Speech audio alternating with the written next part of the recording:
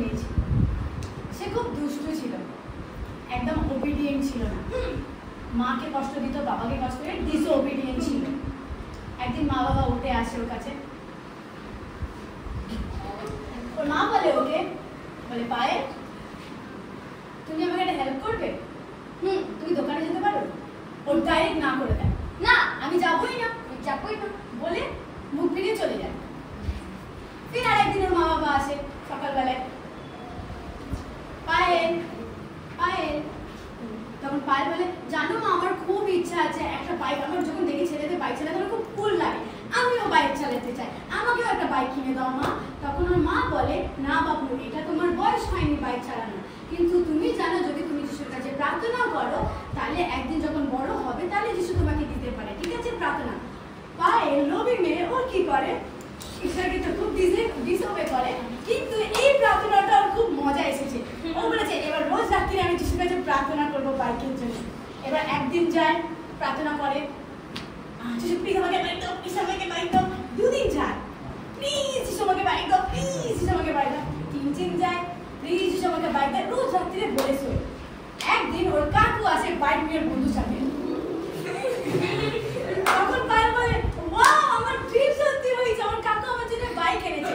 বলছে কাকু আমি বাইক চালাতে পারবো?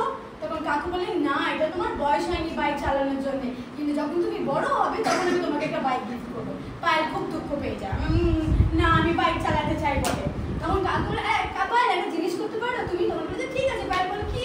তখন ওর কাকু বলে আমি বাইকটা একটু রেখে যাচ্ছি, একটু দেখো, ঠিক আছে। তখন কাকু চাবি সমেত ছেড়ে চলে যায় বাইক। তখন ও বাইকে ওঠে, বসে, চাবি অন করে, আর পা ভেঙে যায়, হাত ভেঙে যায়, আর মুন্ডু হসপিটাল। তারই অপোজিটে আর একটা তার পাশের ঘরে একটা মেয়ে থাকতো, তার নাম ছিল পাপিয়া থাপা। পাপিয়া থাপা পরিষ্কার একটা ভালো মেয়ে ছিল, ওর বোন সবকিছু কেটে চলে যেত, পরিষ্কার করতো, ঠিক আছে। একদিন ওর মা বাবা আসে, পাপিয়ার মা বাবা বলে পাপিয়া আমি আর আমার তোমার বাবা একটু বাইরে ডেটে যাচ্ছি, তুমি ঘর পর ক্লিন করে রাখবে, ঠিক আছে। তখন ওরা যদি ডেটে চলে যায়, আর পাপিয়া পুরো ঘর পরিষ্কার করে ভালোভাবে, ভালো করে সব পরিষ্কার করার পর ওর বোনকে ডাকে, বলে বোন এদিকে শোন। বোন আসে, বোনকে চান করায়, রেখে দেয়। তখন বাইবেল পড়তে বসে যায় পাপিয়া ওকে নিয়ে।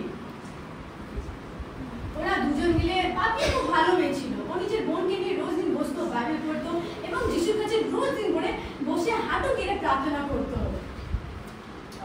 যিশু আবার প্রার্থনা করি যে আমি স্কুলে যেতে পারি না, অনেক প্রবলেম হয়, পায়ে ব্যথা করে, একটা সাইকেল তুমি দাও অনেক আমার সুবিধা হবে। তো একদিন পাপিয়া এমনি একটা প্রার্থনা করে কি যিশু, ও কোনোদিনও যিশুর কাছে কিছু চায়নি, কিন্তু একদিন বাড়ি আসলো, ও বললো যিশু আমি তোমার কাছে কোনোদিন কিছু চাইনি, আমি সবসময় তোমাকে রেসপেক্ট করেছি, তোমাকে ওবে করেছি, প্রভু যিশু এর অর্থে তুমি আমাকে কি একটা সাইকেল দিতে পারবে? কেন পাপিয়া বলেছিল একটা সাইকেল দিতে পারবে? কেন কি ও যেখানে স্কুল যায় সেটা খুবই দূর, আর ও হাঁটে 2 ঘন্টা, আর ওটা অনেক কিলোমিটার দূর বলে ও ঈশ্বরের কাছে একটা সাইকেল চায়। আর তখন ওর ভালো, যেহেতু ওর 16 বছর, তো একটা সাইকেলের কেপেবল আছে, তো ঈশ্বরকে বলে ঈশ্বর আমি একটা সাইকেল চাই। তো রোজ দিন আসে, ও রাত্রিবেলায় হাঁটু গেড়ে প্রার্থনা করে, আসে নিজের বেডরুমে, পাপিয়া বসে। একদিন গেল, পাপিয়া প্রার্থনা করলো সাইকেলের জন্য, বাইবেল পড়ে উঠে গেল।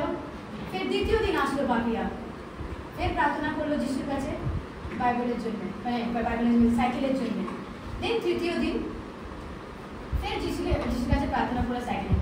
ও পেশেন্ট ছিল, ও জানতো ঈশ্বর ওকে দেবে। দিন যাচ্ছে হচ্ছে না, ও কিন্তু ফ্রাস্ট্রেশন হয়নি, কিন্তু তাও শর্তে প্রার্থনা করে।